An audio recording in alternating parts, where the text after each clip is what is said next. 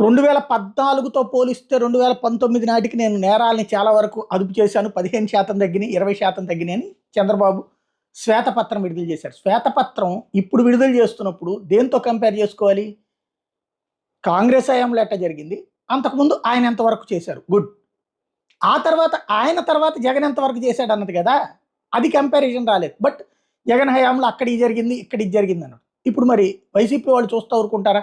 వీళ్ళు ఇచ్చిన లిస్టు ఇప్పుడు హత్యలకు సంబంధించి 2014-19 మధ్యలో హత్యలు 4928 అయితే వైసీపీ హయాంలో 3588, క్షణికావేశంలో చేసిన హత్యలు 560 తెలుగుదేశం హయాంలో అయితే 455 వైఎస్ఆర్సీపీ హయాం, ఘర్షణలు తెలుగుదేశం హయాంలో 3022 అయితే వైసీపీ హయాంలో 2069, కిడ్నాపులు టీడీపీ హయాంలో 5263 అయితే వైసీపీ హయాంలో 4026, దాడులు అప్పుడు 85158 అయితే వైసీపీ